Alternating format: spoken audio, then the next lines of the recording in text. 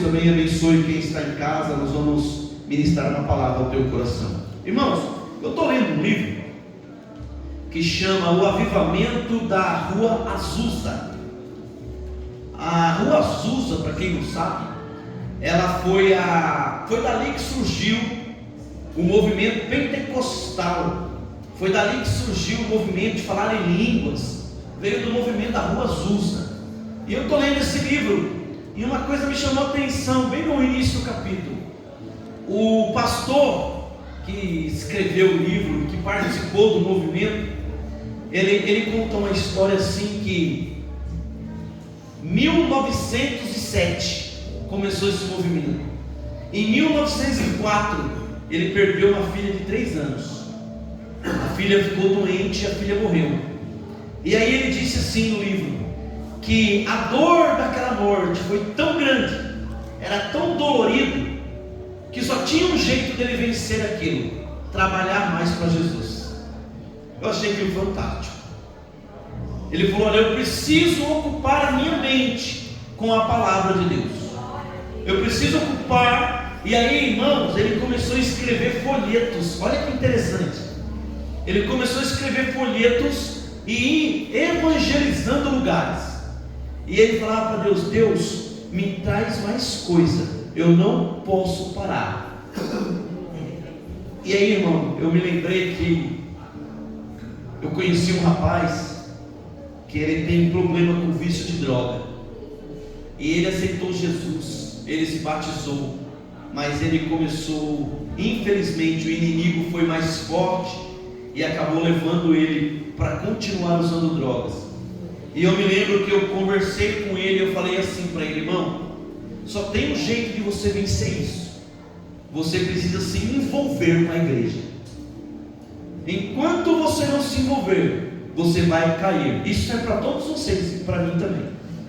Enquanto você não se envolve com a igreja, você vai ter problema.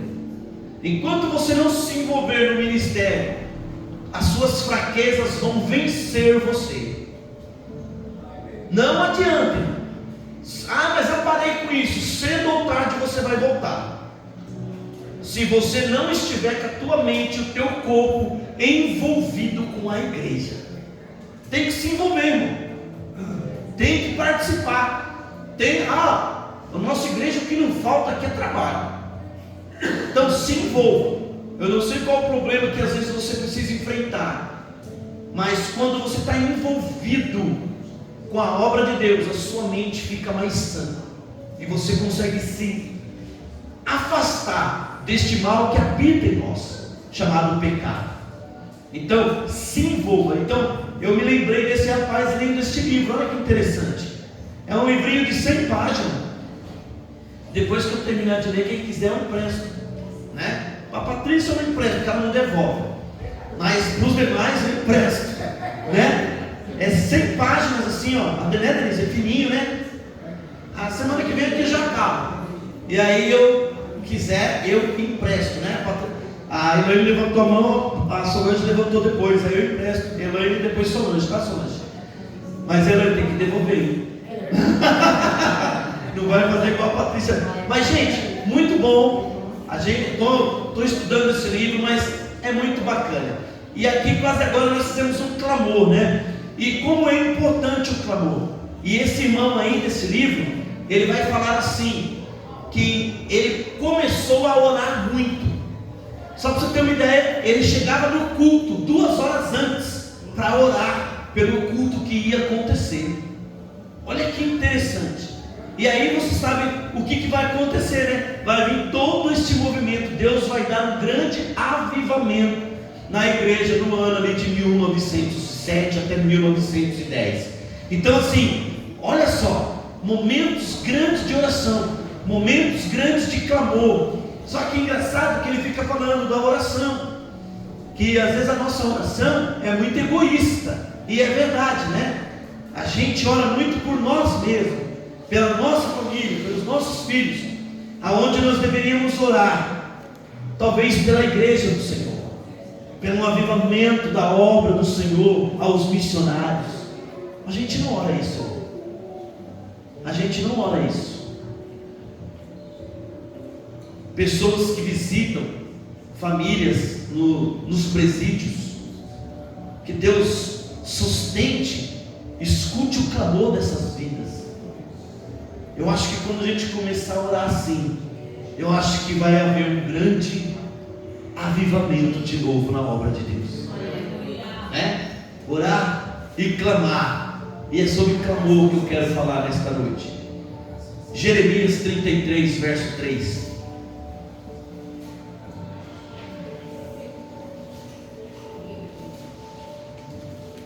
Amor, tá gravando aí? Então tá bom. Eu esqueci que falei para você, que para mim estou viajando na maionese. Então, gente, olha, o clamor é algo que muda muita coisa em nossa vida. E olha, eu vou dizer uma coisa, hein? Clamar não é orar. Entenda isso. Porque o clamor, ele está envolvido com algo muito mais profundo do que eu apenas orar por algo. O clamor muitas vezes é acompanhado de choro e lágrimas. O clamor muitas vezes é acompanhado de dor, de angústia. Por isso que Jeremias vai dizer assim, olha, clama a mim. Deus falando para o profeta, clama a mim e responder-te-ei e anunciar-te-ei coisas grandes e firmes que não sabes. Olha, vou ler de novo. Clama a mim e responder-te-ei e anunciar-te-ei coisas grandes e firmes que não sabes. Então, meu irmão, olha que interessante. A palavra do Senhor, ela nos ensina que quando eu quero entender sobre coisas que eu não sei, não é na oração, é no clamor. Você entendeu isso? É com o joelho no chão, é com boca no pó, é com choro, é com lágrimas, é com dor. Quando eu não entendo o que eu estou passando, quando eu não entendo o que está acontecendo, eu preciso não mais orar, eu preciso clamar, irmão. E é muito interessante que a palavra clamar significa alguém que grita, alguém que brada, alguém que implora. E quando ele diz, olha, a palavra firme, ela quer dizer assim, olha, que vou te mostrar coisa firme, coisa inacessível. Então presta atenção. Eu poderia pegar essa mensagem e escrever assim, olha, a mensagem de Deus, clama a mim e te mostrarei coisas inacessíveis, que são impossíveis para quem não clama. Irmão, olha só, coisas que eu não consigo alcançar, coisas que são inacessíveis à visão humana, Deus está falando, no clamor eu mostro para você. No clamor eu respondo, eu abro a tua visão e você vai enxergar coisas que você gostaria de enxergar. Mas é no clamor, não é simplesmente hoje na hora de dormir dobrar os joelhos na cama, Senhor, muito obrigado por este dia, Senhor, guarda o meu problema. Não, o Senhor está falando, olha, clama, grita, busca, implora, e eu abrirei para você o teu entendimento, e você vai entender as coisas que você tanto gostaria de entender. É isso que Deus está falando. Agora, deixa eu voltar aqui para o Jeremias, irmão. Jeremias, ele foi um jovem chamado muito cedo para ser um profeta. Só que ele foi um profeta bem diferente dos outros. A mensagem do Jeremias era mais ou menos assim: se arrependa, senão você vai para o inferno. Era uma mensagem dura. Então Jeremias, ele foi proibido de casar. Jeremias foi proibido de constituir uma família, de ter filhos. Ele foi proibido porque a vida dele deveria mostrar para a nação de Israel como eles seriam alguém que não teriam descendência se não se arrependesse. Então a mensagem era muito dura. Imagina o jovem que ele foi ali já menino, e Deus fala, olha, a tua mensagem é para que o povo se arrependa, porque se o povo não se arrepender, uma nação ímpia vai levá-los para o cativeiro. Então era fácil pregar isso? Não era. Agora, irmão, sabe o que é interessante? Jeremias, ele estava ali no pátio, quando ele escreve Jeremias 33:3, ele está aprisionado. Presta atenção agora. Jeremias está passando talvez o pior momento da sua vida. Ele está preso num lugar, numa cela fria, numa cela suja. Provavelmente poderia estar machucado, eu não sei, mas agora ele está no pior momento da vida dele. Mas olha que interessante, no pior momento da vida dele, naquela cela fria, Deus o visitou naquele lugar. Entenda bem, às vezes achamos que o pior momento da nossa vida, até Deus se afastou de nós. Mas no pior momento da vida de Jeremias, naquela angústia, naquele sofrimento, ali cheio de soldados o cercando, ele sente a presença de Deus. E Deus falando para ele: olha, clama aí, Jeremias, nessa angústia, clama aí agora no meio dessa cela, porque eu te responder-te-ei. Eu vou te anunciar coisas que ninguém imagina. Você terá o privilégio de ouvir da minha boca. Você está entendendo o clamor? Está entendendo o que o clamor faz? Deus falando para ele. E hoje Deus também nos convida a entrar num clamor diferente, a aprender a não apenas orar em casa, não apenas orar no trânsito, não apenas orar no trabalho, mas clamar a Deus. E o interessante, meus irmãos, é que lá quando Paulo vai escrever sobre um grande clamor, ele fala assim, olha, em 2 Crônicas 7:15, ele fala assim, olha, quando você clama, Deus diz assim, olha, agora estarão abertos os meus olhos e atentos os meus ouvidos à oração que se fizer neste lugar. Então olha o que Deus está falando. Quando você aprender a se dobrar, a me buscar de todo o teu coração, a clamar, a se rasgar, a gritar, desde agora o Senhor estará no teu quarto, ouvindo a tua oração, e Ele diz, eu estou com os meus ouvidos atentos à oração que está sendo feita neste lugar. Isso é tremendo, irmão. Irmão, olha, eu aprendendo isso, o meu coração tem que falar, olha, hoje à noite eu não vou fazer esse teste. Eu já vou para casa e eu vou me trancar, eu vou para algum lugar na minha casa, aonde ninguém vai falar comigo, vou desligar o celular. Desligar, viu? Orar com o celularzinho do lado não dá certo, precisa desligar. Desliga o celular e faça o teste, começa a clamar, meu irmão. Senhor, eis-me aqui.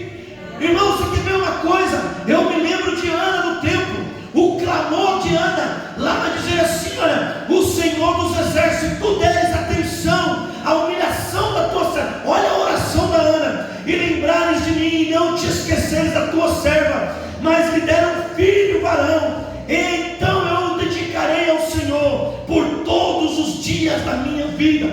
Ana vai ao templo e Ana, ela rasga o coração, meu irmão. Veja bem, isso é um clamor. E o que aconteceu? A Bíblia fala então que Eucana conhece Ana e Ana fica grávida, irmão. Veja bem, a promessa de Jeremias se cumprindo. Clama a mim, eu vou te responder e vou te mostrar coisas inacessíveis. Para Ana era impossível ficar grávida, mas o Senhor a visitou, e o que é impossível para o homem é possível para Deus. Você está entendendo o que é um clamor, meu irmão? Aí 1 Samuel 1,19 diz assim, ó, e levantaram-se de madrugada e adoraram perante o Senhor, e voltaram e chegaram à tua casa em Ramá, e Eucana conheceu Ana, e o Senhor se lembrou de Ana. Ei, meu irmão, por que muitas vezes nossa oração não está sendo entendida? Porque não é mais orar, é clamar, é se derramar, é rasgar o coração e contar tudo para Deus e falar, Senhor, eu preciso de ti. Irmão, ontem eu escutei um testemunho, acho que vai dar tempo de eu contar rapidinho. Um pastor pregando, e ele estava na igreja, e ele disse assim, olha, ele mora no Rio de Janeiro, e ele estava na casa dele, entrou, aí o filho dele, eu não sei se era o do meio, ele tinha 3 filhos, aí o do meio entrou e falou, pai, me dá um dinheiro aqui que eu vou cortar o cabelo. Escuta essa. O cabeleireiro era na frente da casa, quando o menino foi cortar o cabeleireiro de frente da casa estava fechado, então a rua tinha mais cabeleireiros, ele foi em outro salão. O pai de dentro de casa escutou uma rajada de tiro.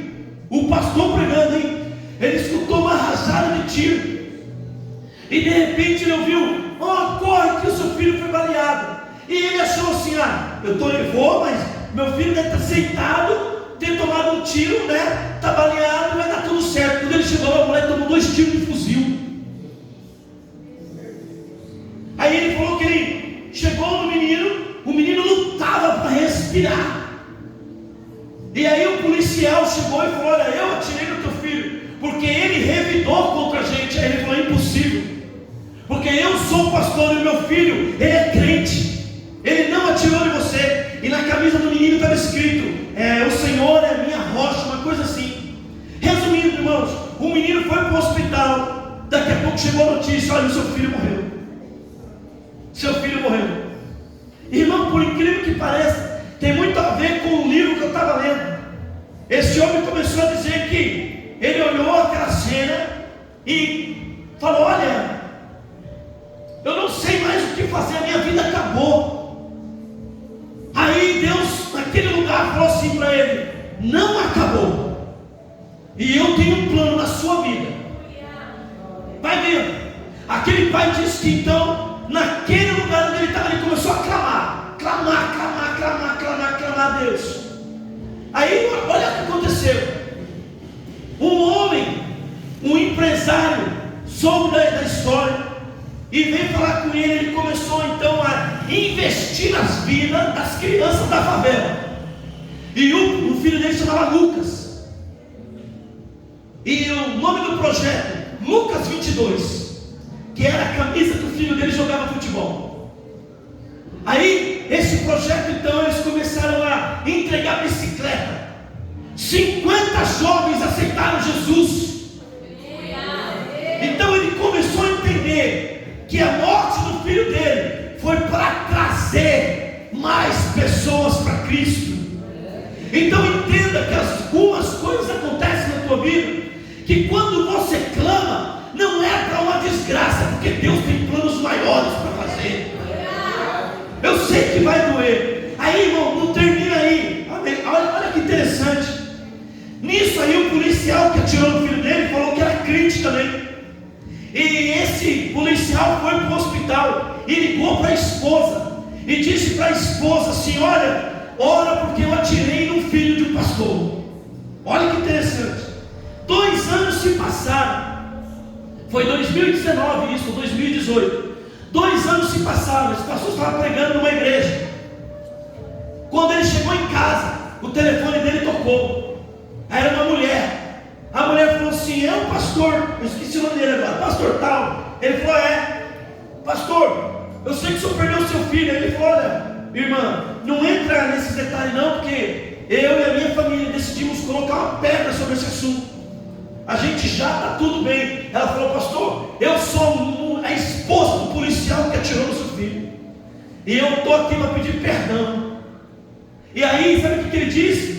Que mesmo clamando, ele tinha algo dentro do coração ainda. Ele não conseguia perdoar, mesmo clamando a Deus. Aí, quando aquela mulher disse, pastor, nos perdoe, aí ele lembrou de que Deus falou para ele assim, o plano não acabou. Aí ele falou, irmão, diga ao seu esposo, vocês estão perdoados. Irmão, o projeto Lucas 22 começou a crescer sem parar. Faltava perdão. Ei, nem sei porque eu contei isso. Falta perdão. não alcança porque não perdoa. Ah, mas eu sou de oração. Ele também era. Era pastor. Não alcança o bem de Deus porque não perdoou. Fala que perdoou da boca para fora, e Deus sabe para quem está falando. Fala que está tudo certo. Não está não, irmão. Deus sabe o seu coração. E Deus está mandando dizer para você: dentro do teu coração ainda tem uma raiz de amargura. E se você não tirar, não adianta clamar. Ele não ouvirá a sua petição. Ei, aleluia. Aleluia. Aleluia. Olha para dentro do teu coração agora, irmão. E é irmã que eu estou falando, é irmão, hein? É irmã. Você diz para as pessoas que perdoou, você não perdoou. Dentro de você tem uma raiz que não deixa você crescer e florir. Não está florindo. E olha que você nem passou o que o pastor passou, hein? Perdoa, irmão. Irmã, perdoa. Em nome de Jesus. Olha só, irmão. Agar, irmão. Lembra de Agar? Gênesis capítulo 21. A Bíblia vai falar que Agar era despedida ali por Abraão. E quando ela está indo com o seu filho Ismael no deserto, a Bíblia diz o que, meu irmão? Que ela olha, a comida acabou, a água acabou, não tinha para onde correr. Aí ela olha, o menino começa a clamar. E Deus chega para Agar e Agar diz assim: olha, eu vou deixar Ismael aqui, o meu filho vai morrer, e eu não quero ver a morte do meu filho. Ei, segura aí em nome de Jesus. Deus está falando: olha, ninguém vai morrer. Clama. Aí eu ouvi o clamor do menino. Eu estou ouvindo Deus para pagar. Levanta o osso, porque tem água na frente de vocês. Aleluia. Irmão, não tinha água. Deus fez água aparecer, porque ele ouviu o clamor de um menino. Está na hora de entender a força de um clamor. Gente, Moisés, vamos lá, Moisés no Mar Vermelho. A Bíblia diz que o exército faraó vem vindo lá. Do lado das montanhas não podia pular. Do outro lado, canibais, se vai lá, eles iam ser comidos. Aí na frente o mar. Aí Deus olha para Moisés e fala: Moisés, clama a mim, Moisés, e diz aos filhos de Israel: marche. Olha o que Deus está falando. Ei, os problemas te cercaram. Clama a mim e continue. Vai para cima. Acredite, Deus vai abrir uma porta onde você não tem porta. Deus vai abrir o mar para você passar. Mas é no clamor, meu irmão, não é na oração. É no clamor. Será que alguém está me ouvindo? Aleluia. Se não clamar, não adianta. Lembra o que é clamor? É bradar, é gritar: Senhor, como Pedro fez, Senhor, socorre-me, Senhor, eu estou afundando. E Deus, Jesus, então estende a mão e tira Pedro da água. É assim que Ele vai fazer com você. Ele vai estender a mão para agora é hora de caminhar sobre as águas. É hora de caminhar sobre as águas. Aleluia. Por causa de um clamor, por causa de alguém que gritou. Você quer ver outra coisa, irmão? Olha lá o cego Bartimeu.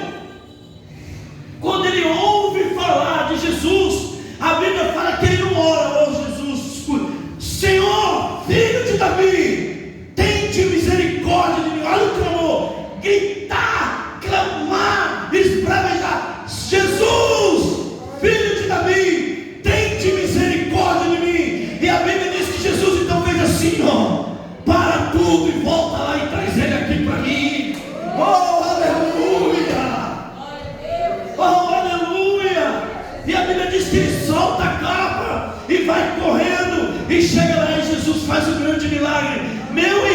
irmão do céu, hoje Deus te trouxe aqui para mudar a situação que você está passando. É por isso que ele diz: olha, clama-me e eu responder-te-ei e anunciar-te-ei coisas inacessíveis. Irmão, sabe o que é isso? Coisa inacessível. É só você e ele que vai saber. Você vai saber lidar com a situação. As pessoas vão olhar para você e falar: mas rapaz, essa mulher é inteligente demais, esse homem é inteligente demais, como ele conseguiu isso? Não foi você, foi Deus. Foi o seu clamor que mexeu a mão de Deus e te deu entendimento para sair dessa situação. Por causa de um clamor, meu irmão. Por causa de um clamor. Quer ver outra coisa aqui? Jonas capítulo 2. A Bíblia diz que Jonas faz tudo errado, entra no barco errado, admite o seu erro. Os marinheiros pegam ele e jogam ele no mar. Vem uma baleia e uau, engole o Jonas. Engoliu o Jonas. E agora? E agora? Como será? Dentro de um ventre de um peixe, o que você faria? Acabou. É só esperar agora. Quer ver uma coisa só para você entender? O Jonas, ele poderia ficar vivo dentro do peixe. Escuta essa, para vocês saberem mais ou menos. Ele poderia ficar vivo dentro do peixe. Quando ele entrasse ali no estômago do peixe, ele poderia acontecer algumas coisas. Ele poderia passar ali onde cria aqueles ácidos que o peixe tem, poderia matá-lo. Ou ele poderia muito bem também ser executado pelas fezes da baleia. Só que de qualquer jeito Jonas morreria. Sabe por quê? A baleia, ela nada mais ou menos uns 100 metros de profundidade. A 100 metros de profundidade, se você estiver lá, você faz assim, ó, você estoura. A pressão da água te mata.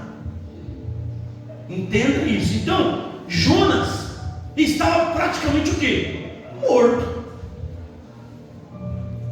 Mas a Bíblia diz que Jonas, do ventre do grande peixe, clamou ao Senhor seu Deus e disse: na minha angústia clamei ao Senhor e Ele me respondeu.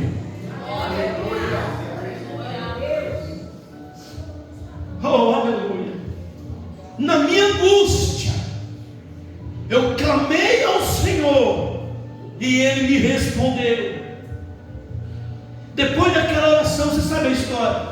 Deus dá ordem ao peixe para vomitar o Jonas vivo. Ei, irmão, hoje Deus, assim como falou com Jeremias, Ele veio nesta noite, acabou me usando. Não era nem eu para pregar, né? Mas acabou me usando para falar para você: clame, não deixe de me buscar, faça diferente. Eu sempre digo aqui, ó, quando a gente faz coisas diferentes, nós temos resultados diferentes. Se você tem orado normal e não tem acontecido nada, hoje Deus te trouxe aqui para falar: clama, clama. Coisas diferentes vão trazer resultados diferentes. Eu sei que muitos de nós às vezes estão no escuro, a tristeza incomoda, a dor, a angústia. Às vezes queremos ficar em silêncio, mas no momento do silêncio, quebra o silêncio, clama, grita, busca, implora. Eu estou lembrando aqui rapidamente. Lembra lá que eu contei aqui para vocês da parábola do amigo importuno? Quem que lembra da parábola do amigo importuno? Amém. O amigo importuno é assim, ó. E eu prometo que eu acabo com isso aqui. Jesus está contando uma parábola. Aí ele fala uma parábola do amigo importuno. Como é que funciona? Ali ele está falando para você buscar o Espírito. Aí ele diz assim, mais ou menos, ó, eu vou tentar traduzir para nós aqui, vai ficar bem fácil. Ele vai dizer assim, ó: batei, batei, e abrir-se-vos-á. Buscai e encontrareis. Gritai e encontrareis. Mas ali ele está contando essa parábola. E a parábola funciona assim. O que é um amigo importuno? Alguém veio de viagem lá na minha casa e bateu lá meia-noite. Ô Vando, cheguei. Aí eu falo, vixe, chegou agora. Aí eu falo assim, entra aí. Aí eu não tenho que dar de comida para ele. O que eu faço? Eu vou lá na casa do Paulo, que é perto da minha casa. Aí eu vou lá e bato 1h da manhã na casa do Paulo. Tum, tum, tum, tum, tum, tum. Aí o Paulo, ele olha pela campainha lá e pela câmera, e ele fala, ixi, é o pastor Vando, não vou atender não. 1h da manhã. Aí o que eu faço? Ele não sai. Tum, tum, tum, tum, tum, tum, tum. Aí ele fala assim, ai meu Deus, esse homem não vai embora. Aí eu faço o quê? Tum, tum, tum, tum, tum, tum. Aí a Vera fala, vai lá. Que a Vera que manda nele. Vai lá, atende o pastor. Aí ele fala assim, ah, eu não, é 1h da manhã. Aí o que eu faço? Aí ele fala, eu começo a importuná-lo. Eu vou importunando. 1h o Paulo fala, poxa vida, eu vou ter que ir lá. Aí o Paulo abre a porta. É isso que Deus está falando para mim terminar essa noite. Me importuna, bate e abrir-se-vos-á. Clama que eu vou te responder. Mas é importunando. Irmão, Senhor, eis-me aqui. Senhor, senta do meu lado. Não estou sentindo. Senhor, por favor. Não está acontecendo nada. Senhor, me ajuda. E Ele vai abrir a porta para te atender, meu irmão. Importuna Jesus. Nesta noite, clame, busque, importune. Porque aquele que bate, abrir-se-vos-á. Aquele que busca, achará. E todo aquele que pede, eu darei o Espírito Santo. Aleluia. Amém, queridos? Então, aprenda isso. Essa é a parábola do amigo importuno. É bater, cessar, e Deus vai atender o seu clamor. Amém? Vamos ficar de pé, em nome de Jesus.